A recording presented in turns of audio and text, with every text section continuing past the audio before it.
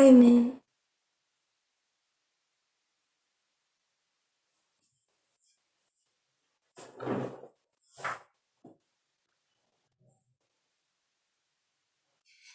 This is not technically the first presentation of the camp meeting.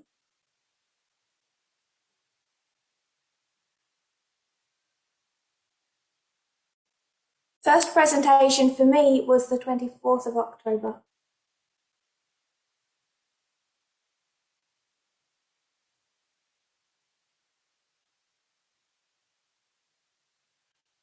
I'd intended to do a standalone presentation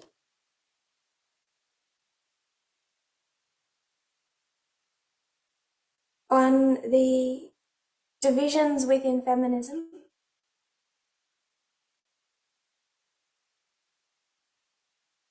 but it's going to take probably today and tomorrow to complete.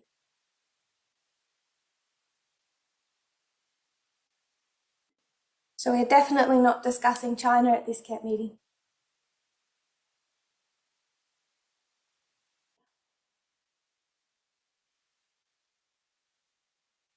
I want to explain a little bit of my priorities.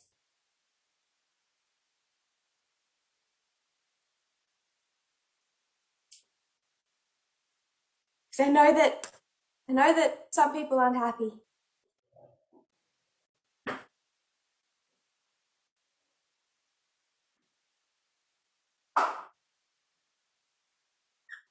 Where are we on the reform line?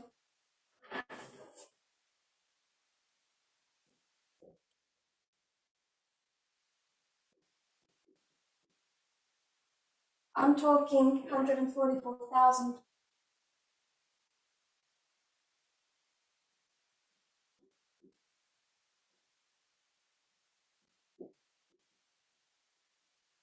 On here, where are we?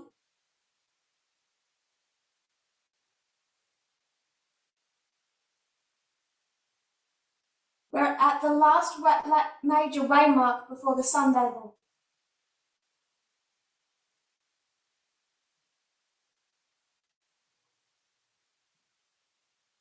We're just about here. I'm not making any point about their dates. I'm not saying we're in Panium.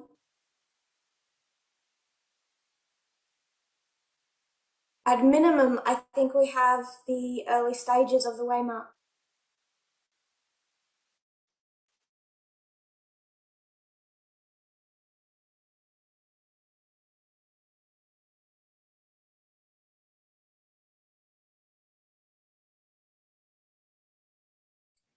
Uh, we, we may have a problem with the video of Tess. We have to wait for her to come back.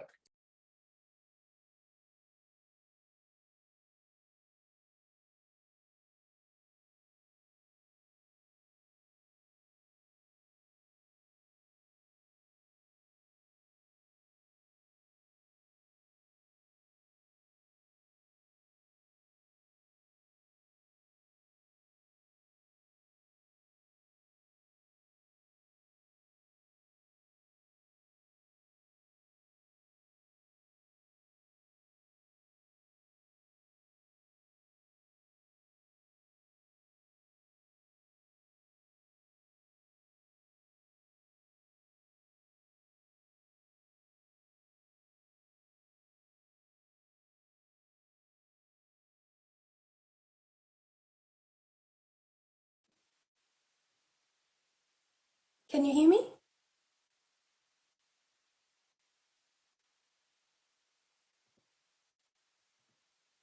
Sorry about that.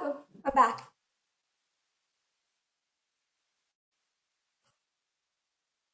We're at the early stages of Panium.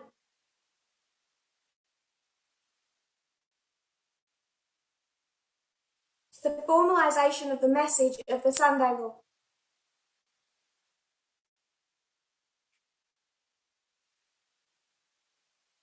So back here in 2019,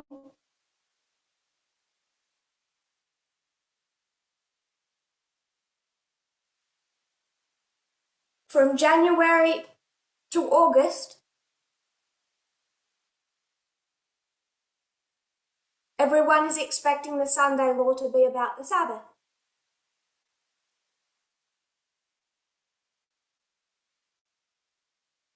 And then in August we say,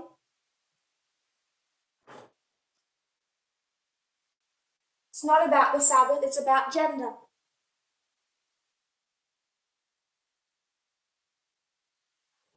The Sunday law is a test on gender and sexism.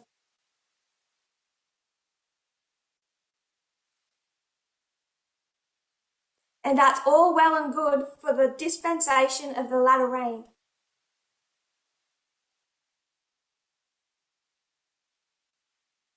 But you're not there anymore. Now you're in the harvest. But worse than that, now you're in the formalization.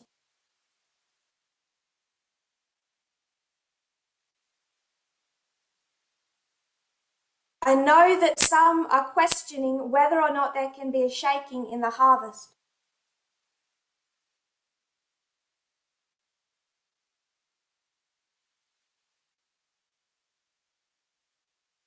I have talked from 2018 that there can and is a shaking in the harvest.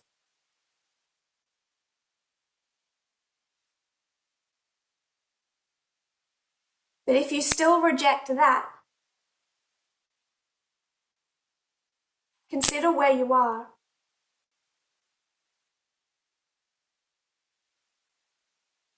Formalization. It's the formalization of the test upon which the eternal destiny of every human being is decided.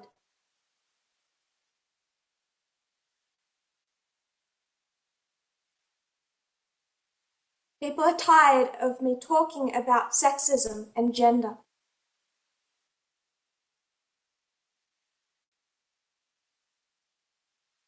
Consider where you are. How fearful is it?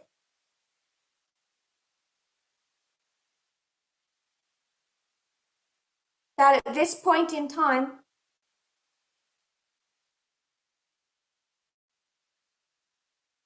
at the formalization of the test of the Sunday law,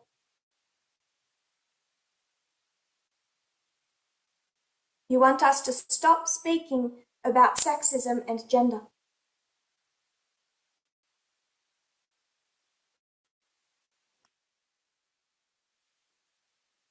To upset you further,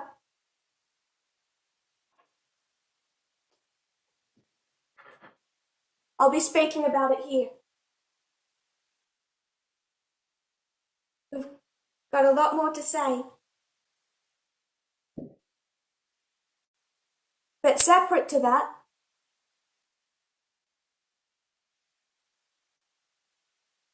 prophetically, do you really think that we fully understand the subject?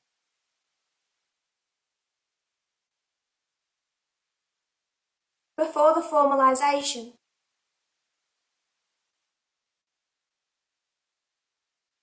there's too much comfort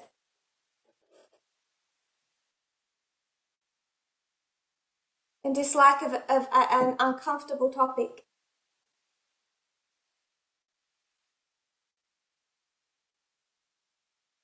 I would like to speak about China. It would be easier. It would be fun.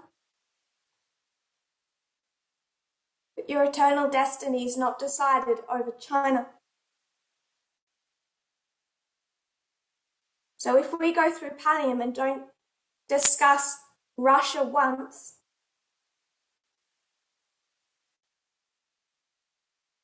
I'm okay with that.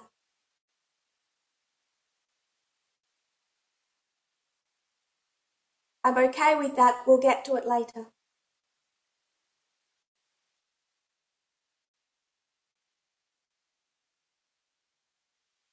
It's fearful that people are tired of the subject of sexism in this history.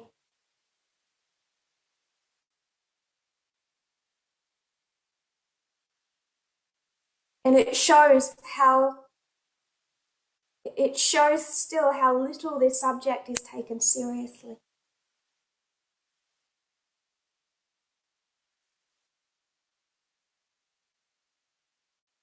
Remember the many that are overthrown here.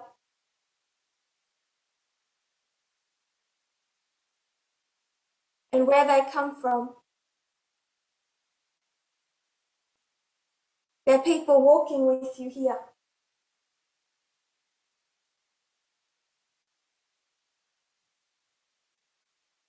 We'll review what was done a few days ago.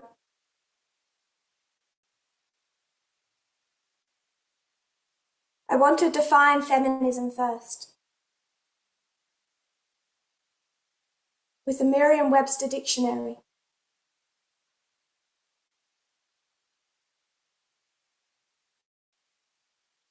Feminism is a belief in and advocacy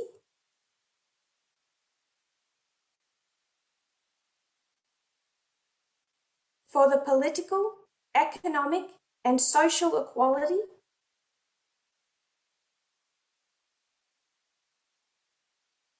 of the sexes. It's expressed especially through organized activity.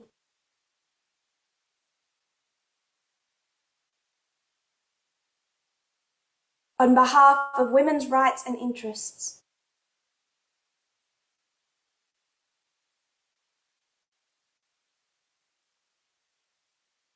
Political, economic, and social equality. So in the latter reign, we said feminism, tick.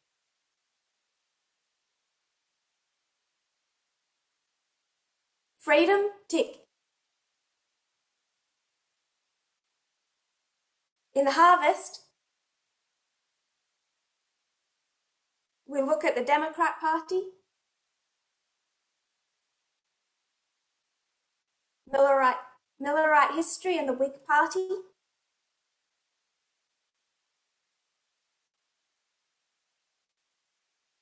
COVID-19,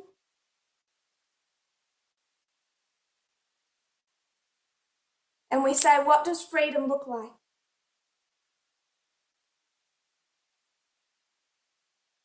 How do you define freedom? Because the Republicans are the party of individual freedom.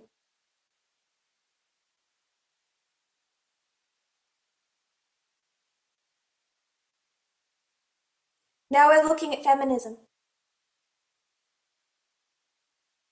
Do you have the same problem? In the time period of compromise,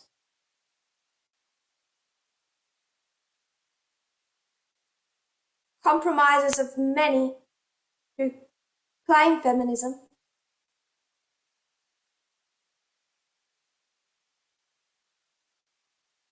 we have to divide truth from error.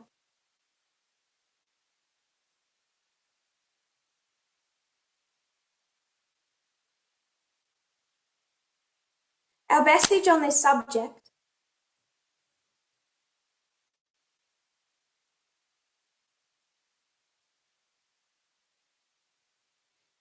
it has never and will never put us in a comfortable position with mainstream society.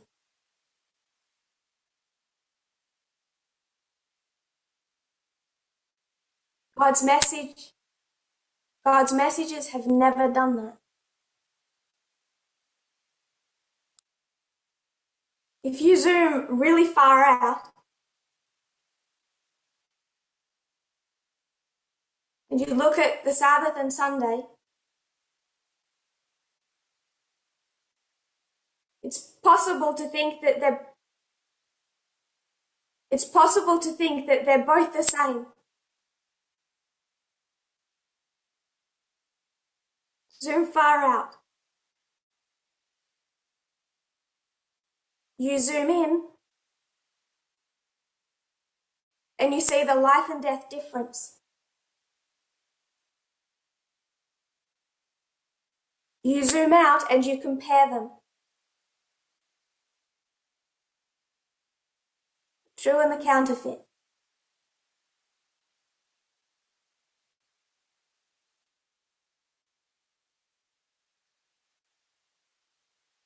Almost identical.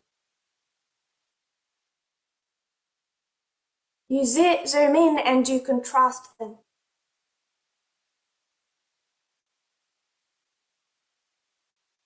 And it's the contrast that is life and death.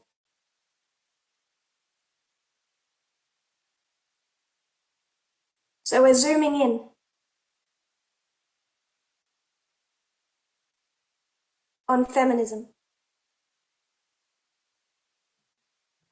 We discussed the broad waves of feminism.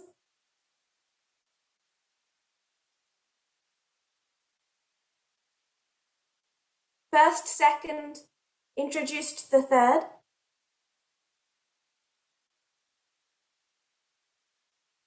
Some say we're in the fourth. But after 1991, there's much confusion.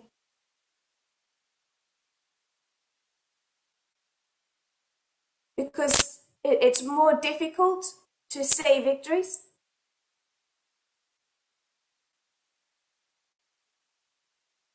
It's simple back in this history to just see laws change.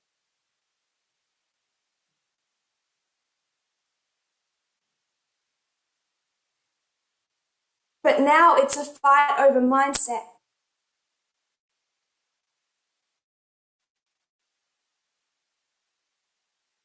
Prejudice. It's harder to measure. We discussed that there are three main branches of feminism.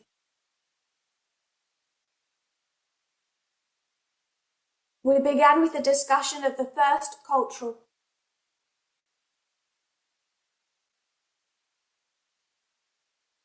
And that is the idea that there is a male culture and a female culture.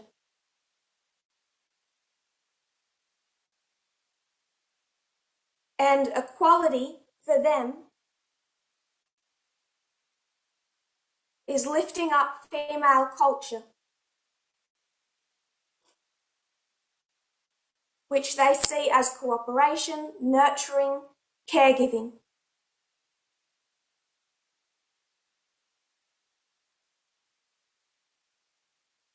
I want to quote from The Guardian.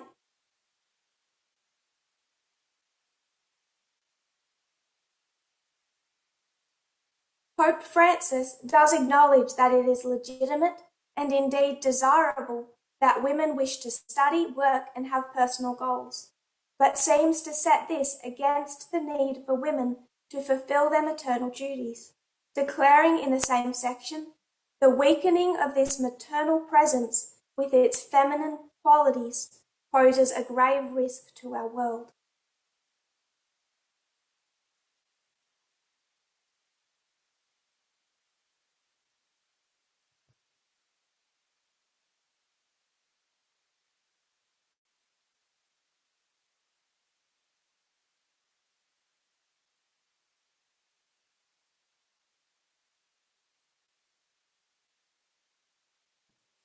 So Pope Francis, if he was feminist, he slides into this category.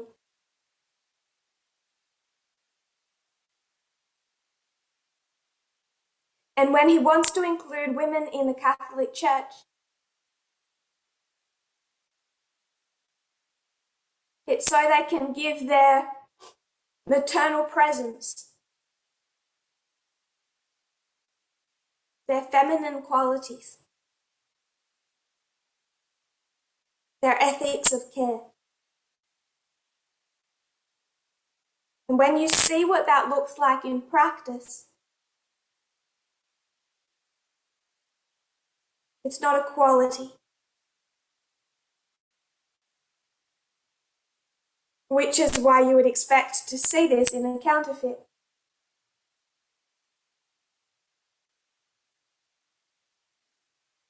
because it's far from what this movement teaches. Early on, we directly avoided heading into this channel of feminism.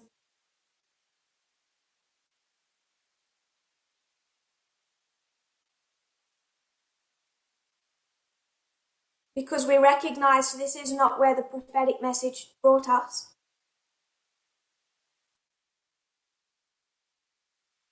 And a true equality cannot come from this perspective.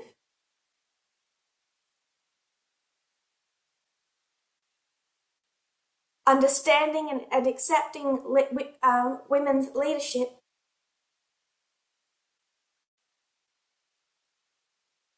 in a deeply patriarchal organization like this movement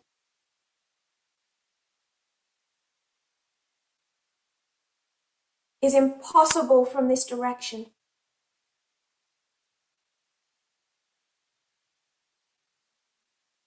Because if a woman is not bringing just her feminine qualities,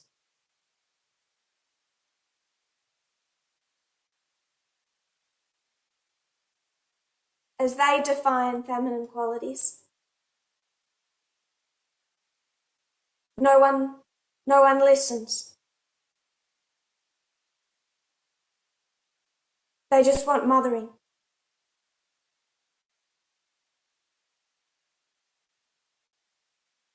And that is not equality or respect. So this is one reason that the papacy can never achieve equality.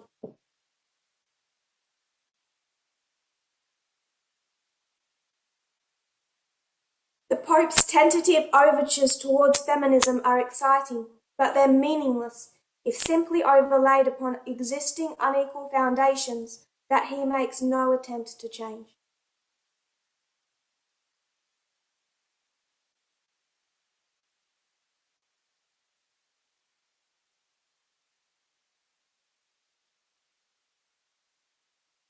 To simplify the difference between the three factions,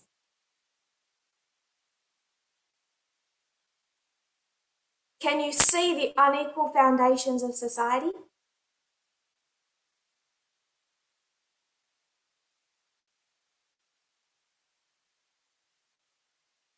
And to what extent are you willing to tear them up?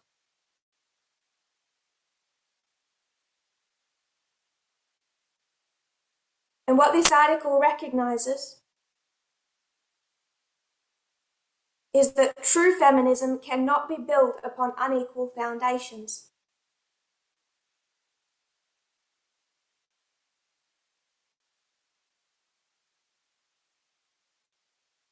And cultural feminism, as long as they divide into the masculine apis bull ideas of what is male,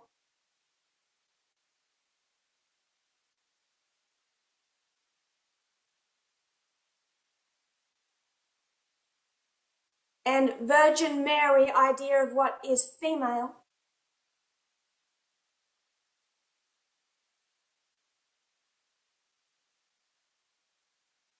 it's an unequal foundation.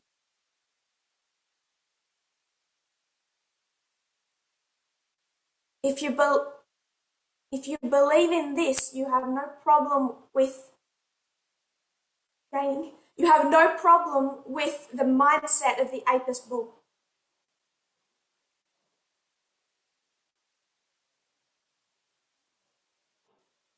That's all I want to say about cultural feminism.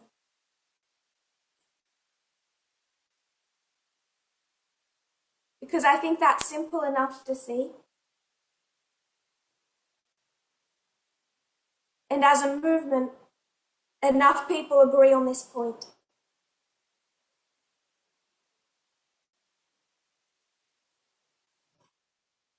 Before going into a more thorough discussion of what is liberal and what is radical feminism,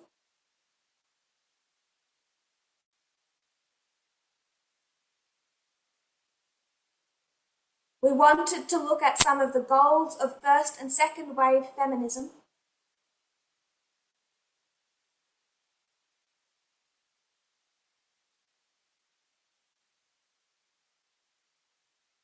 See what radical feminism was fighting for.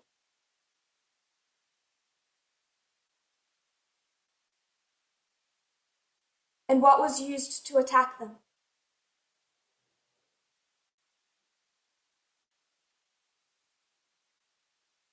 I want to go back, though, to the 1850s.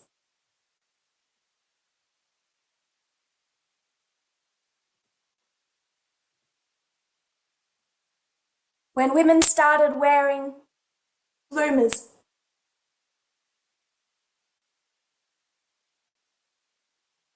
A type of wide trousers under their skirts.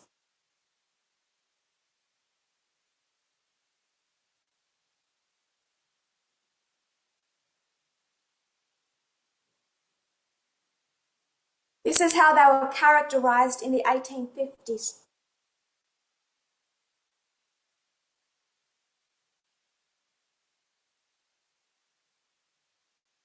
Compare their drawing of the women on the right to the women on the left.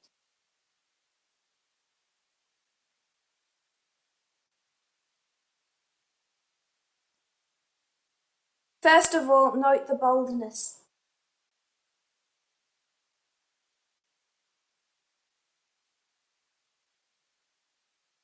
A degree of reserve and timidity in the women on the left.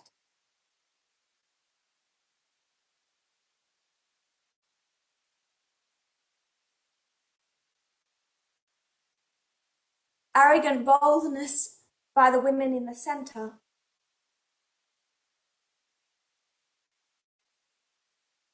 Note the inclusion of them as smokers, which was seen as inappropriate for women in that day.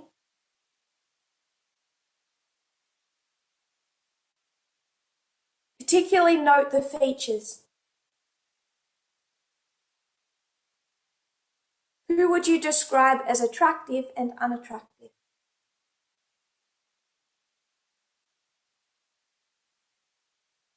This is from the earliest days, the attacks they make against women.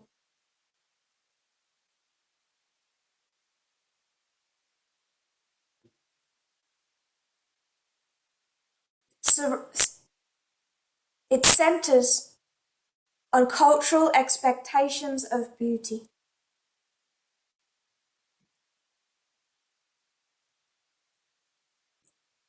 And from the very earliest days of first wave feminism,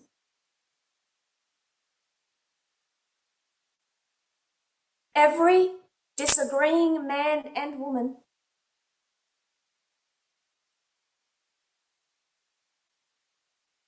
knew how to attack and discredit suffragettes, feminists.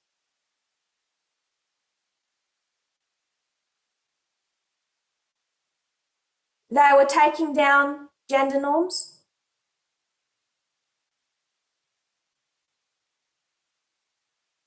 beauty standards of the day,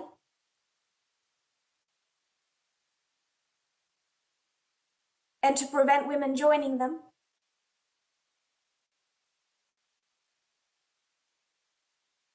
they were described as unattractive and unlovable.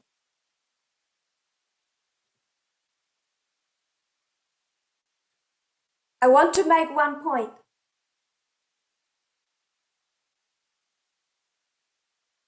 In your mind, where did you compare and contrast that perspective to?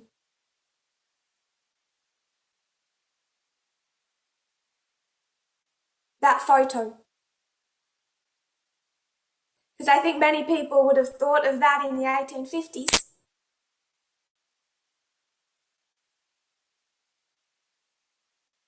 And thought of Ellen White's position.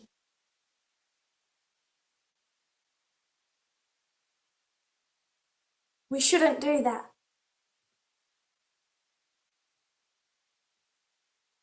We should compare and contrast it with the cultural standard of the day.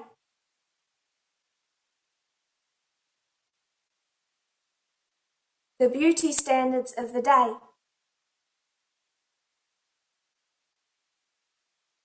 Ellen White didn't fit in with first wave feminism.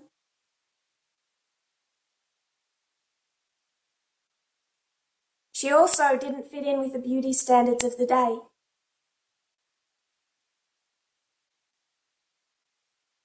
We should compare and contrast it with what was expected of women.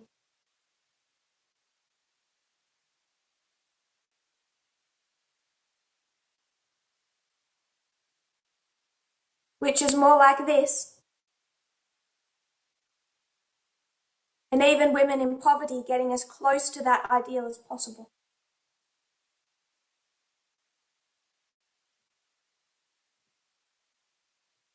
And under that kind of outfit, this.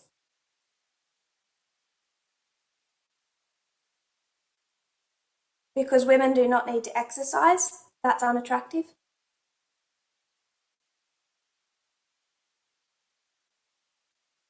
Women do not need to breathe, that's unattractive.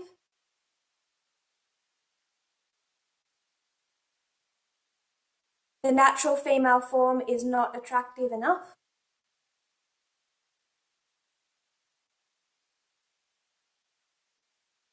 And the extent society will go to bring in an unhealthy, unrealistic standard.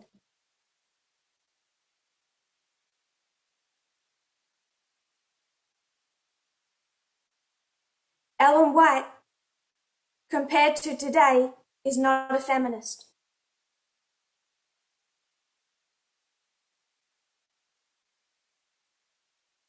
But I would suggest that compared to her society,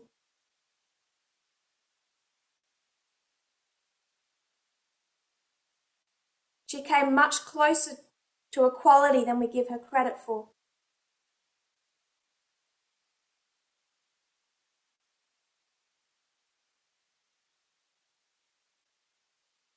She spoke of a man and woman's mind as having equal capability,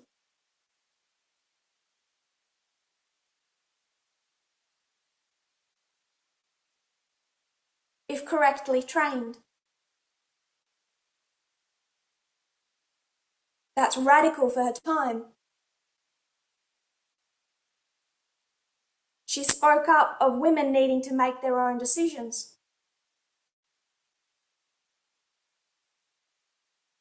Maintain independence of thought.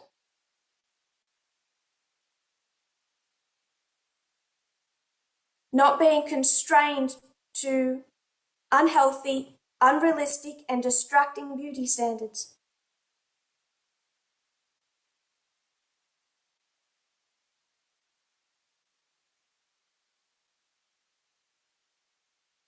What she did say are radical moves to equality for her time.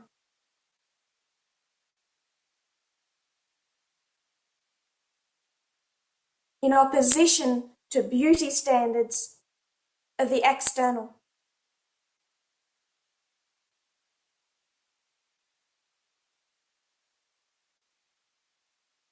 With the surrounding context of what they expected from a woman's mind.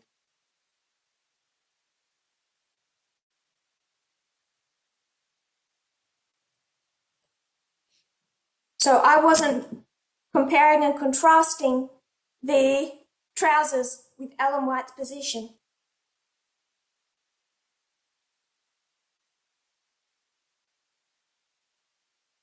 She's much better than the society around her. We should compare and contrast first wave feminism with mainstream society.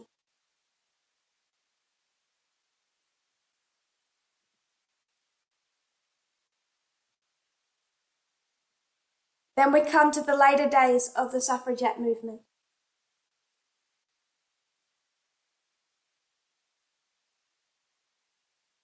And the way they are characterized.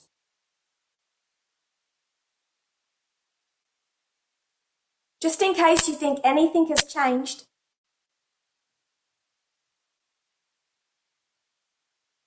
I want to quote from The Spectator. Their 2015 article, The Decline of Feminism.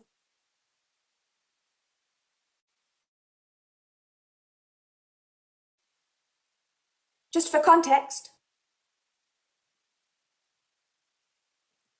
The Spectator is a far-right news source.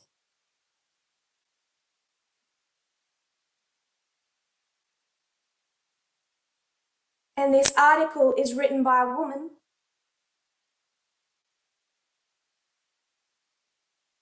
attacking feminism. So we have a woman quite towards the right attacking feminism.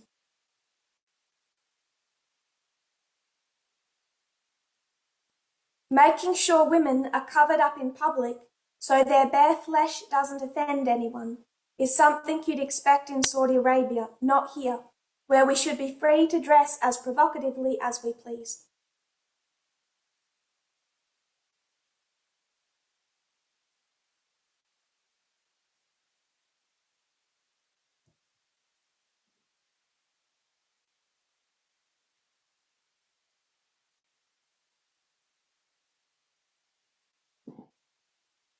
Just to remind you, this is a far-right position.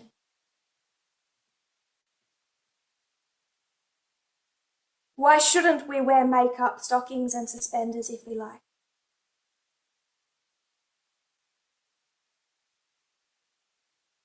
From Elizabeth I to Betty Davis, women have considered lipstick, high heels and killer hairdos to be legitimate weapons in our arsenal, as effective in their own way as crossbows and bazookas.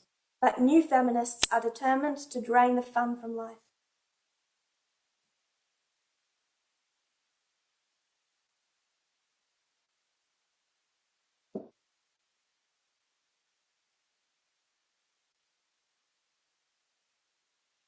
Like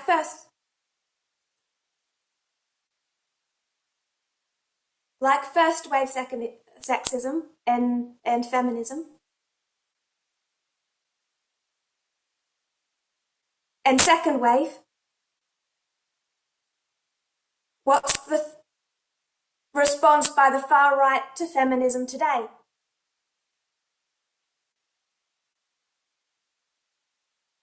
Just like Fox News screams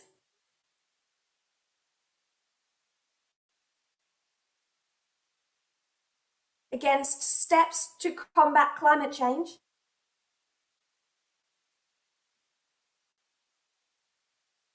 they recognize and fear that true, often radical, feminism today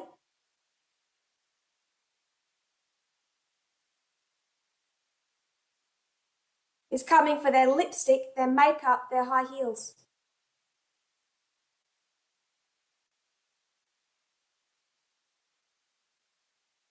So if you were a conservative Adventist in 2018,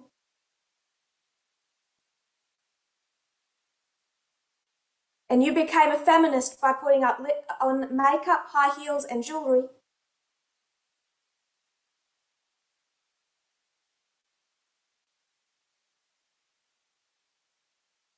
I have bad news.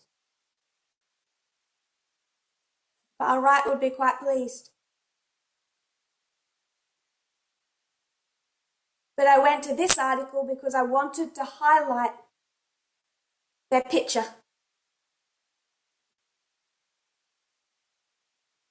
Above the article. Feminism today. A woman who looks how they would characterize a lesbian.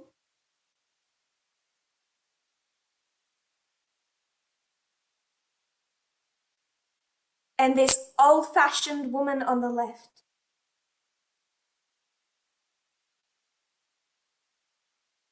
Old-fashioned, prudish, or lesbian.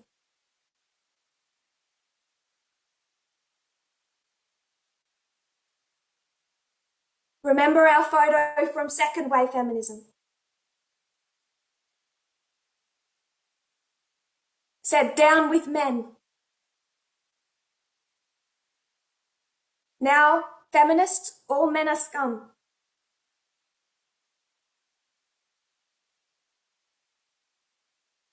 So they give the same misrepresentation. But my focus is on appearance. Old-fashioned, not feminine, unattractive, angry, unlovable,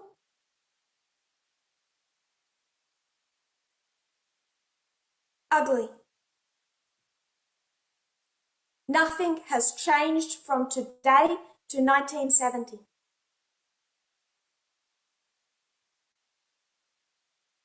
As far as what true feminism fights for,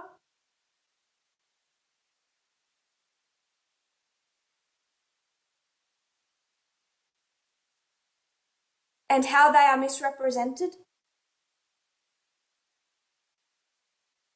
and attacked by not just the far right,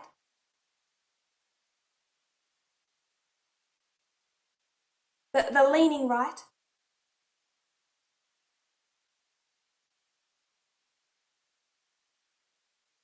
and more often than not, the centre,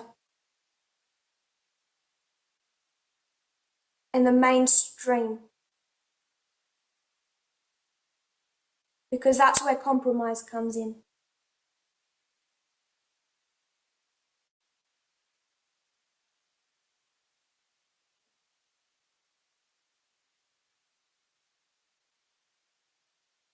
We went to 1968.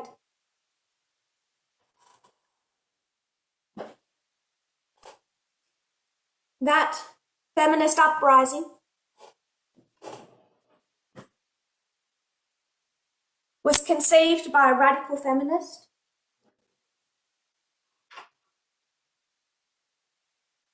In fact, most of the victories of second wave feminism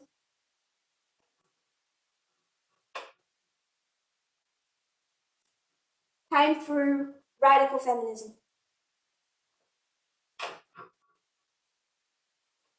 And the woman who organized that 1968 uprising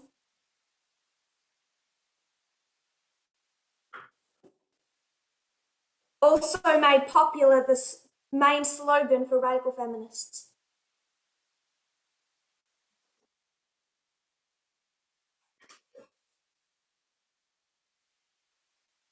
The personal is political. What that phrase means is that the choices a woman makes privately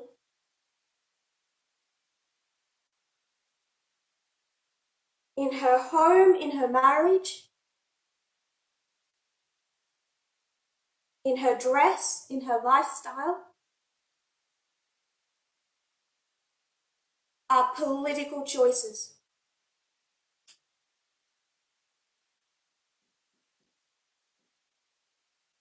This is in opposition to mainstream feminism,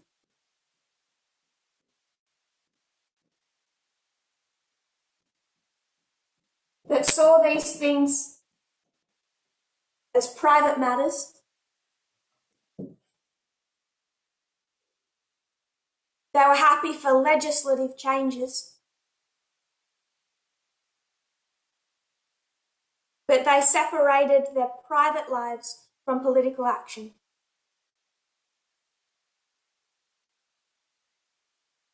And I would suggest that when they took that position,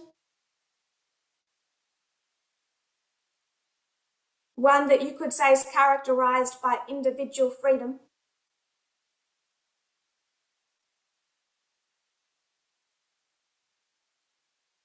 I would suggest they fall into the same trap as cultural feminism.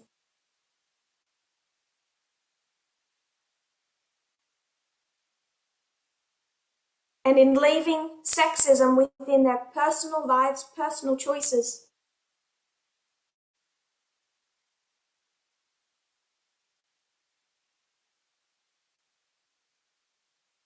that is trying to build equality on a foundation that is already unequal.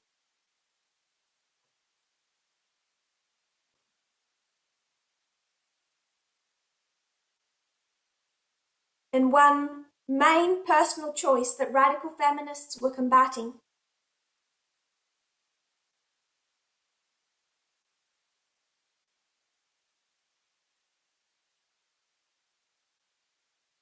were all the things they threw into the freedom trash can.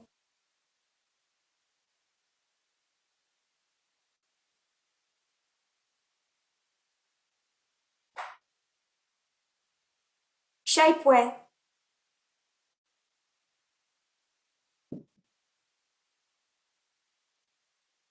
eyelash curlers,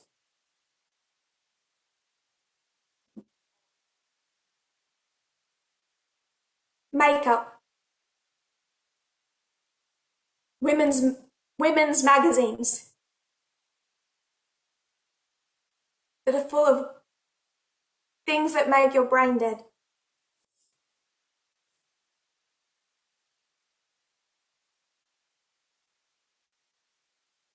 And direct women's focus on the body.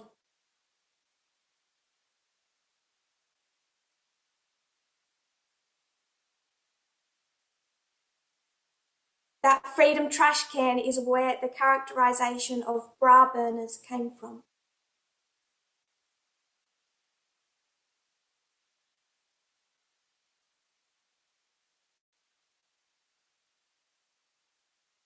Because it's easier to horrify people by saying bra burners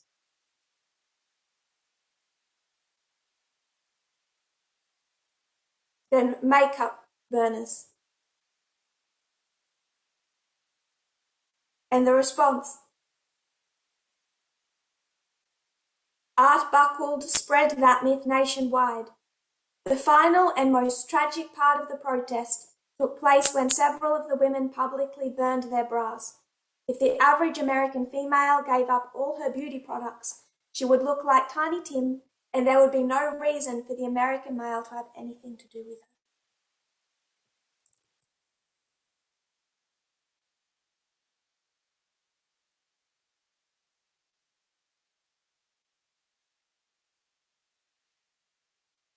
Now, Tiny Tim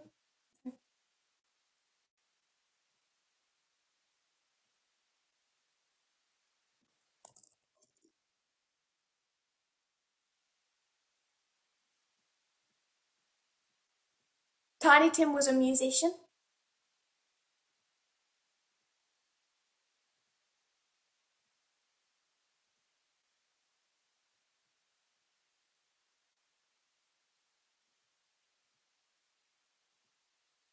They thought without makeup, women would look like this.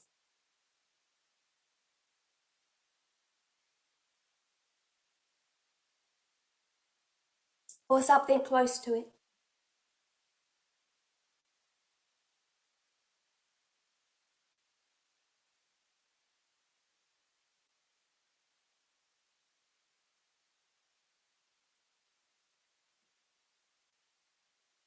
"1970. Miss World, Miss Universe, Miss World. I'm very, very happy to be here at this cattle market tonight. Bob Hope tells a packed-out Royal Albert Hall. Moo, it's quite a cattle market. I've been back there checking calves."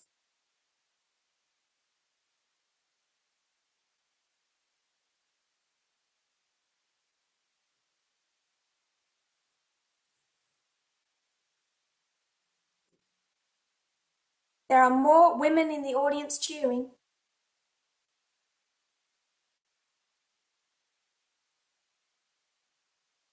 And out the back ready to be inspected than they are there protesting.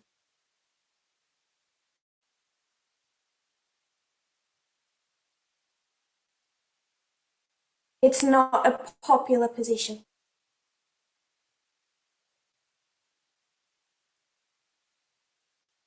That's our review of what we discussed on the 24th.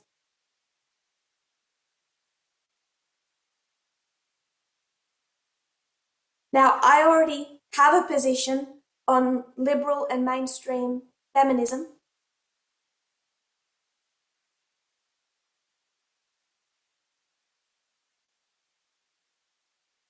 And I already have a position on radical feminism.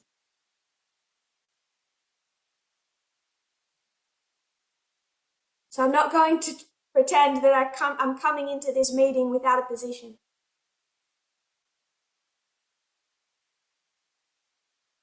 But as far as I inspect every part of our prophetic message,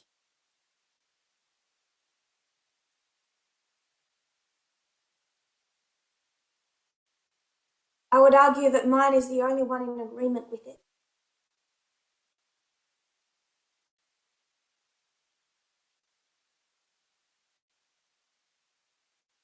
One of the things that divides mainstream feminism from radical feminism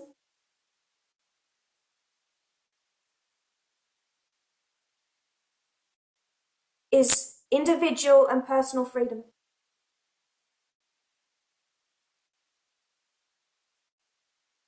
Can we make personal choices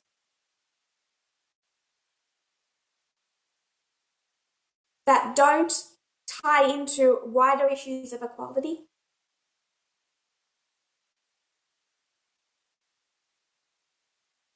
And affect women around us? It's best described with the phrase, the personal is political.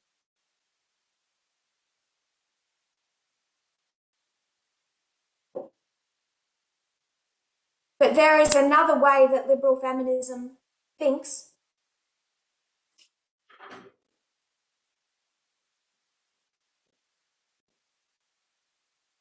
That was first said by a radical feminist.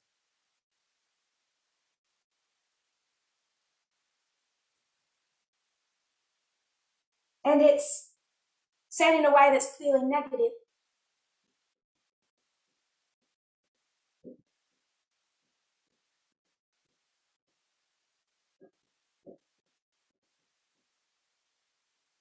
Anything a woman chooses is empowerment.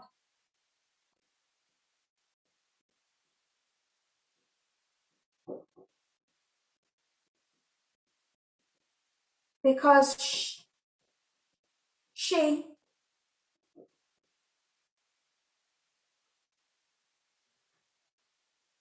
she chose it. And this is an argument that gets used over and over and over again.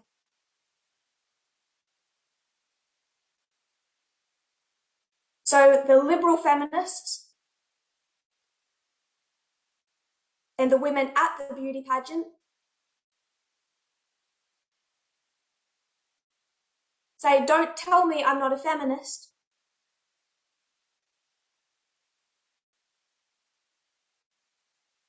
I chose this. I'm empowered to make my own choice.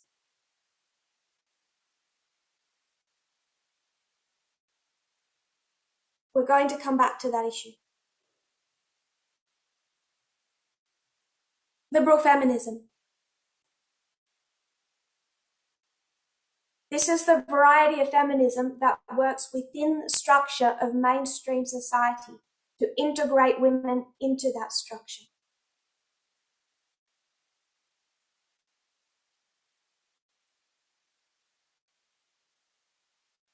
So this is a key difference.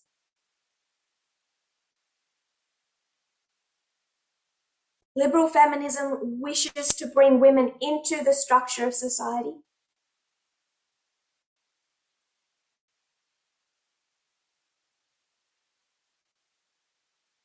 Radical feminism wishes to deconstruct and remake society.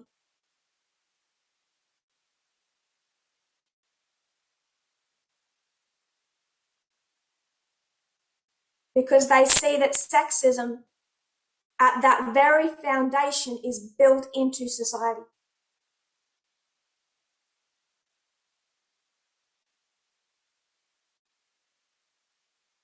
To move this into a racial context, do you want more African American police officers?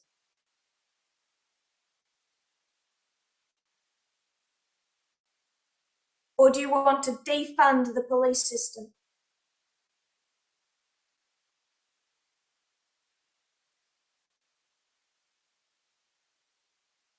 Do you just want more representation?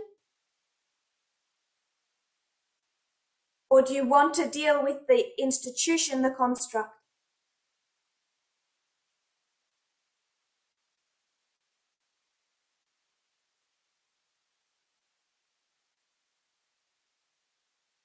Moving that back to gender. Radical feminism wants to take down the very foundation.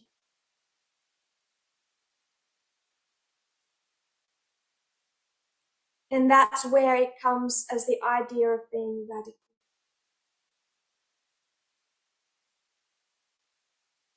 Because they see sexism everywhere. And they pay attention enough to see the damage it does.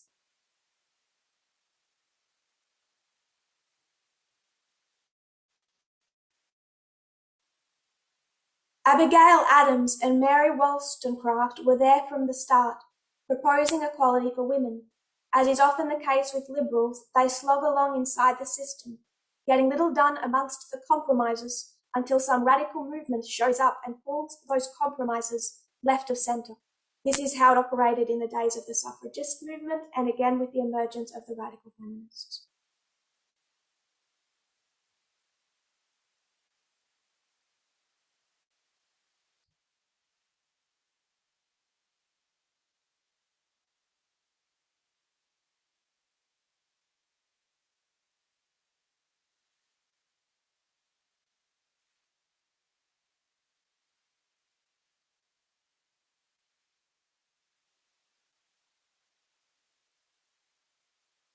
I find it interesting how they discuss liberal and mainstream feminism as full of compromising.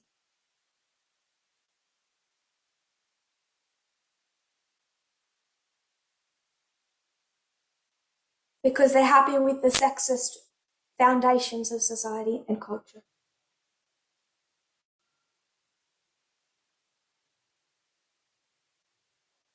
Which is why it is what we are combating in this dispensation.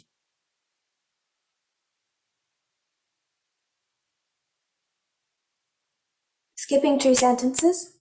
Seen by many as the undesirable element of feminism, radical feminism is actually the breeding ground for many of the ideas arising from feminism, ideas which get shaped and pounded out in various ways by other, but not all, branches of feminism.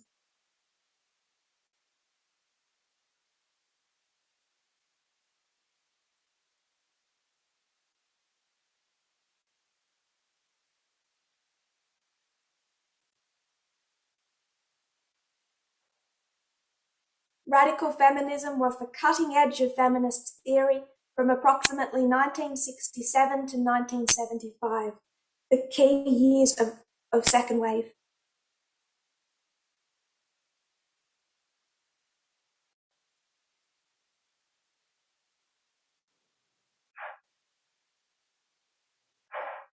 It is no longer as universally accepted as it was then. So what has gained the vast majority of ground within feminism after 1991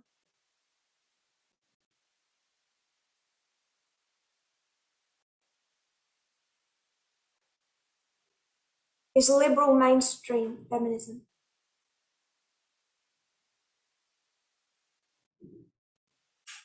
Which is much more palatable.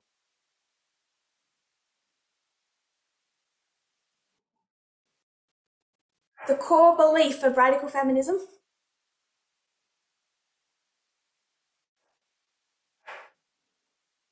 connected to that core belief that it's the very foundations that are sexist.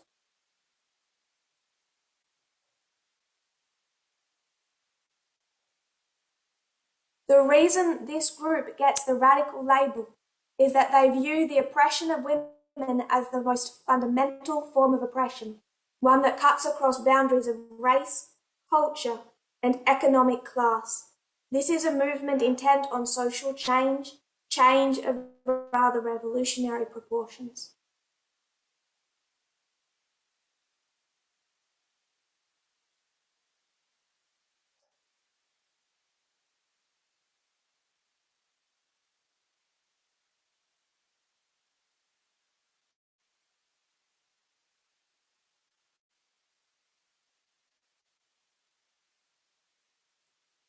Early radical feminism, arising within second wave feminism in the 1960s, typically viewed patriarchy as a trans-historical phenomenon, prior to or deeper than other sources, only the oldest and most universal form of domination, but the primary form and the model for all others.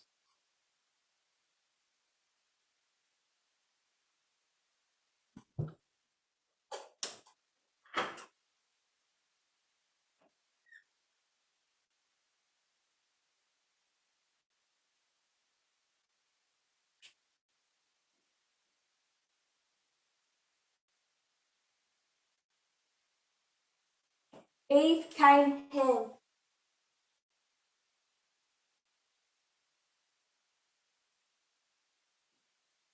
Gender, worship, race.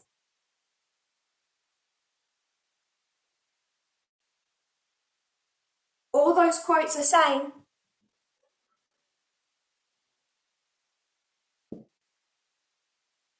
all that is an external description of the Eden to Eden model.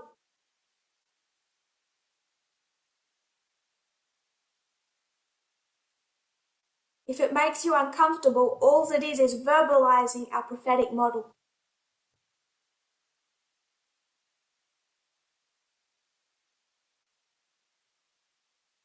$1,500 before Ham sinned,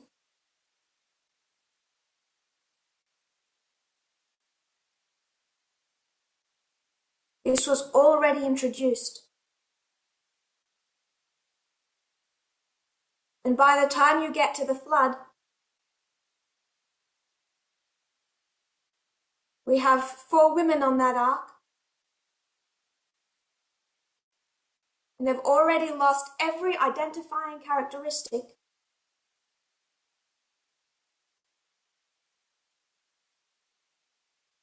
except who they belong to. And if you don't understand how horrific that is, what do you think it means when Ham uncovered the nakedness of his father?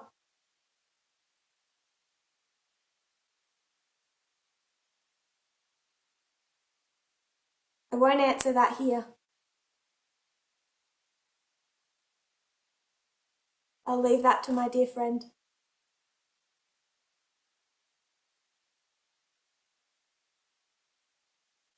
The oldest and most universal form of domination.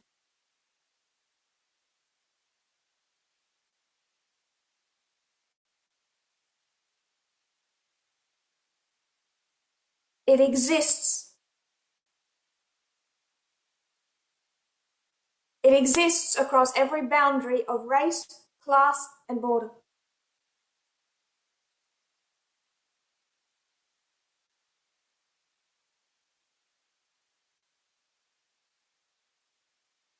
It's worldwide.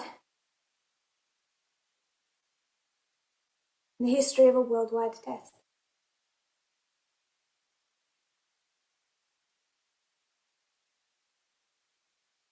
I have a feeling that some people will find it uncomfortable to view sexism that way.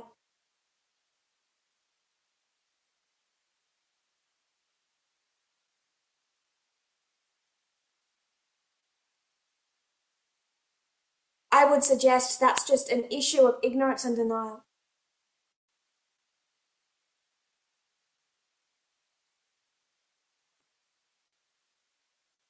Among the radical feminists at the 1968 protest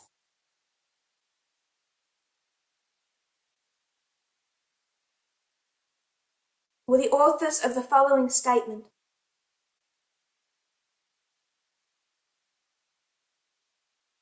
Women in our society are forced daily to compete for male approval, enslaved by ludicrous beauty standards that we ourselves are conditioned to take seriously.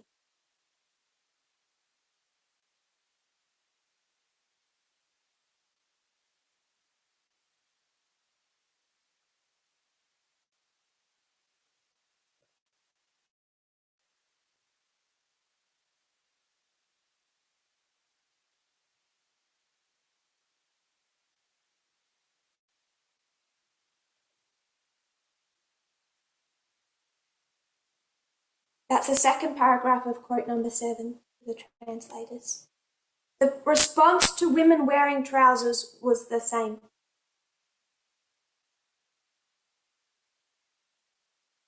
The article says the public reception was not unlike the response to early dress reformers.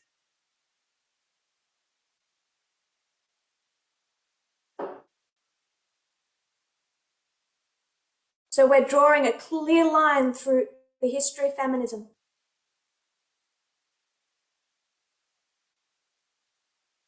From the women who fought for the right to wear trousers, the right to vote, and then the women fighting against makeup and beauty standards.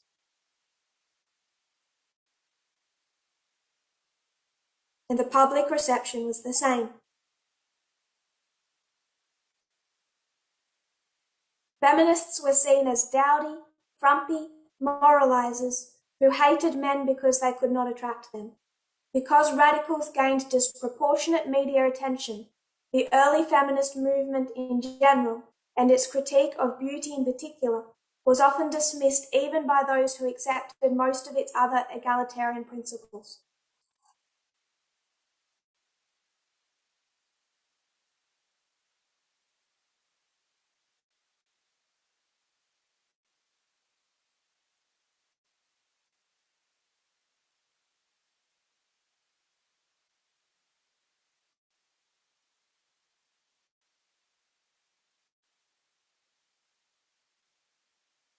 To quote a liberal feminist of the time,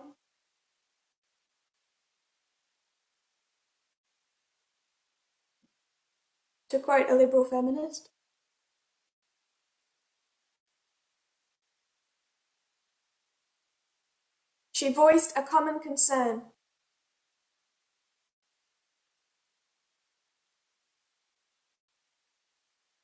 The image of the movement comes from the individuals in it.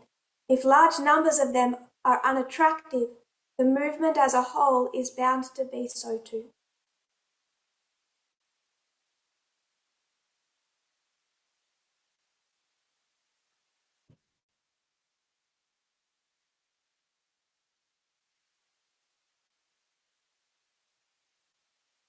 So that's a mainstream woman's fear during second wave feminism.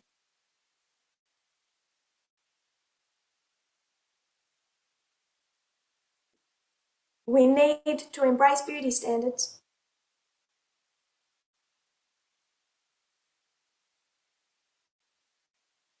Have enough attractive people within feminism. We want people to take it seriously.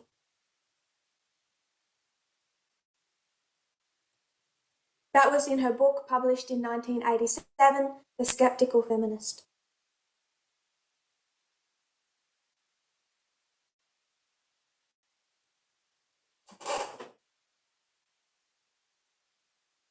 Then we come to the very latest days of second wave feminism.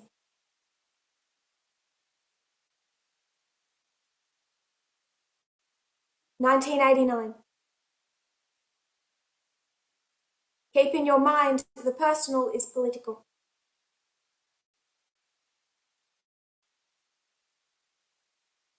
Price Waterhouse versus Hopkins, a case in the Supreme Court.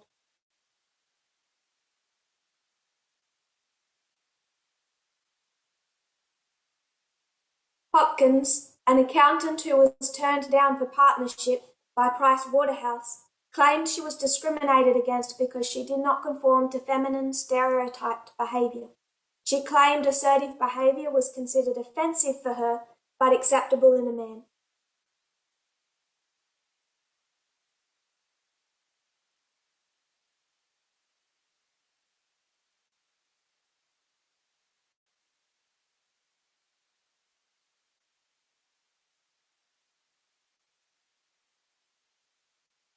She wasn't exhibiting cultural feminism.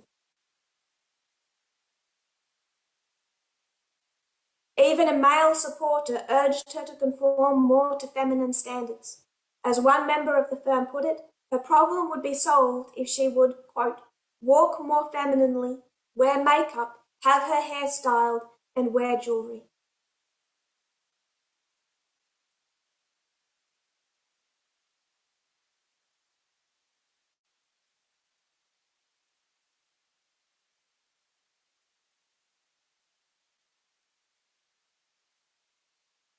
She didn't fit into mainstream liberal feminism.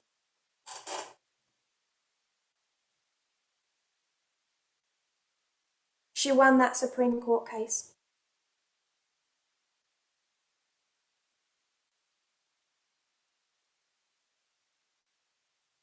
So where do we look to understand feminism?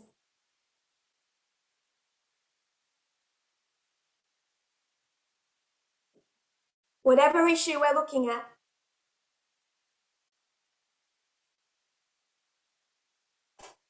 whatever topic,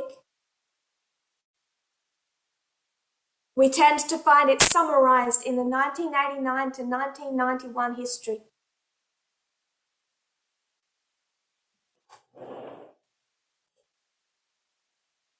Two things happened in 1989, one in 1991.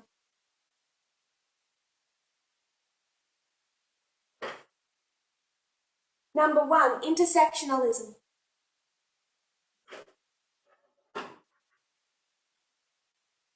Describing the added discriminations and oppression of women who are also fitting into another category.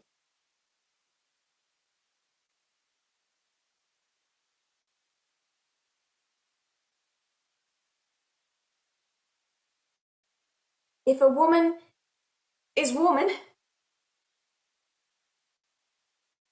and she's also African American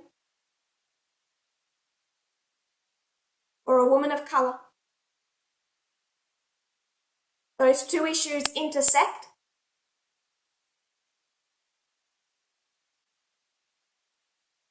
and make the discriminations she faces in society even more extreme.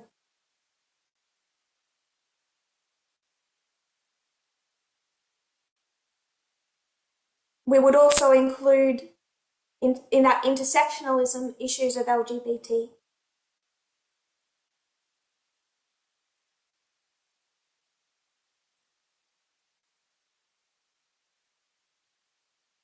Intersectionalism, Price Waterhouse versus Hopkins.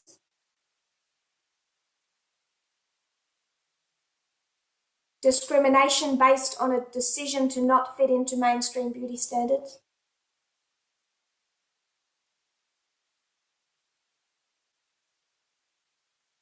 (1991) Anita Hill.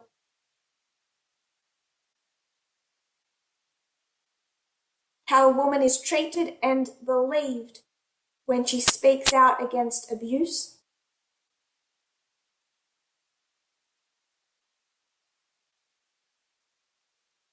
In her context, sexual harassment. Those three issues, in a nutshell, are the issues that true feminism is identifying and fighting today.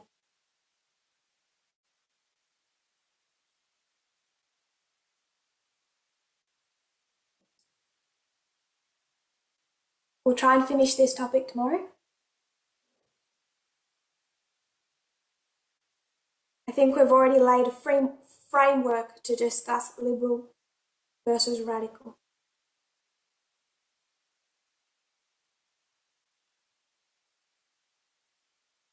And I hope that we are clear enough on cultural.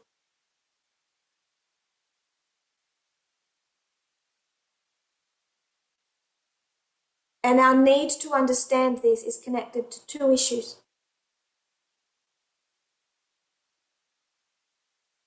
For priests, the dispensation of compromise.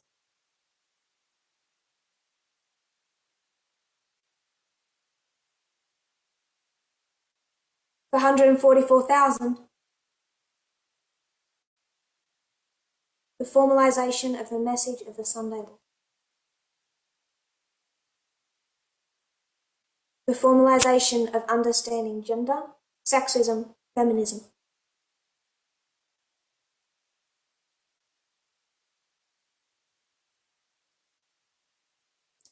Not a popular position. You kneel with me, we'll close in prayer.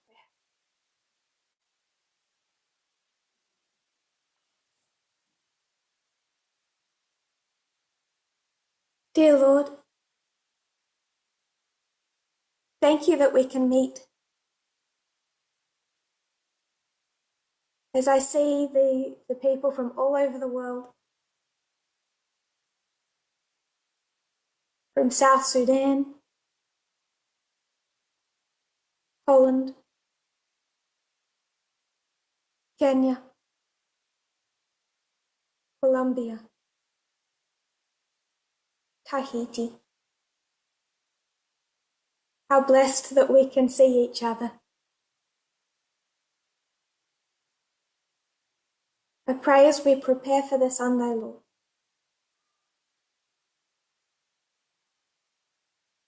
may we, with the appropriate fear,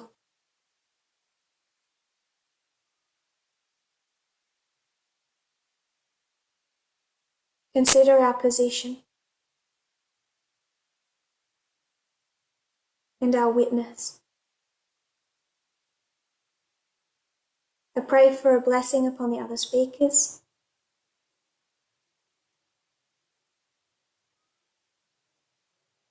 We know you are here with us. So I don't ask for that because I know you are. May we see your character through looking at it directly,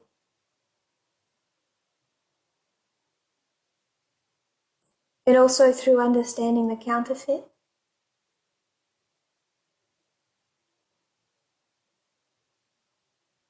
and what it is not. I pray this in Jesus' name. Amen.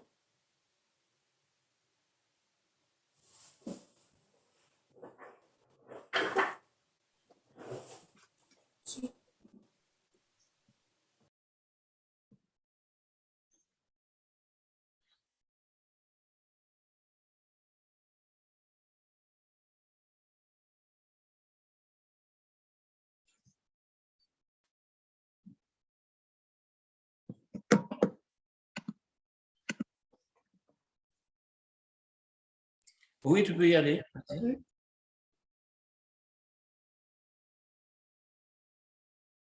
So I would like to thank our two elders, Elder Tess and Elder Commander.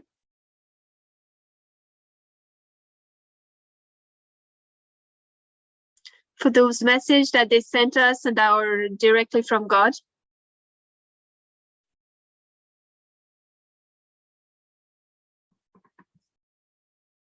May those messages help us to examine our position in faith again.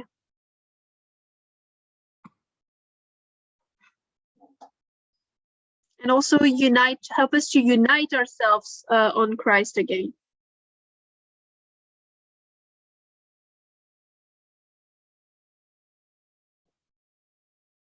I hope that we can really understand how serious is the time that we are living in.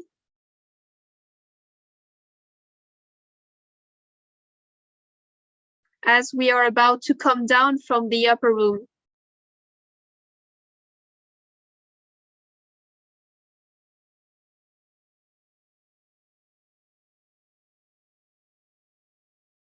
I hope that every one of us in this movement worldwide can continue to stay behind our two elders.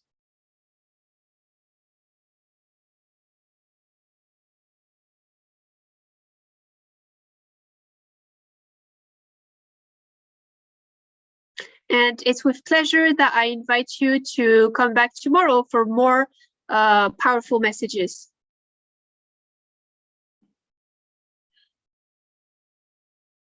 So see you soon, and thank you again to our leaders.